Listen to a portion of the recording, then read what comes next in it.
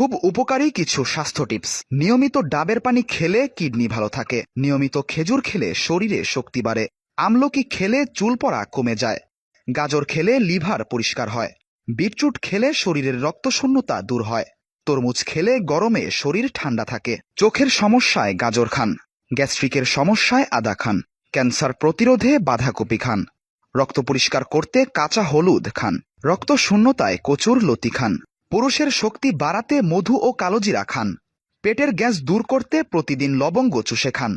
শ্বাসনালী পরিষ্কার করতে নিয়মিত পাকা কলা খান। মাথা ব্যথা দূর করতে আদা কুচি চিবিয়ে খান। তেতো খাবারের যত গুণ। নিয়মিত করলা খেলে স্বাস্থ্য ভালো থাকে।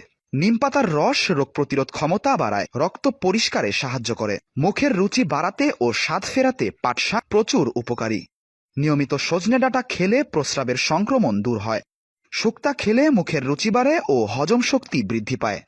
পুনরায় গরম করলে বিষাক্ত হয়ে যায় যেসব খাবার। রান্নায় তেল পুনরায় ব্যবহার করলে টক্সিন তৈরি হয়। চা দ্বিতীয়বার গরম করলে অ্যাসিডের মাত্রা বেড়ে বদহজম হয়। ভাত দ্বিতীয়বার গরম করলে ব্যাকটেরিয়া জন্মে ডায়রিয়া হতে পারে। ডিম পুনরায় গরম করলে বিষক্রিয়ার সৃষ্টি হয়। রান্নার পর আলু পুনরায় গরম করলে এর পুষ্টিমান কমতে থাকে। পালং শাক দ্বিতীয়বার গরম করলে আয়রন অক্সিডাইজড হয়ে যায়।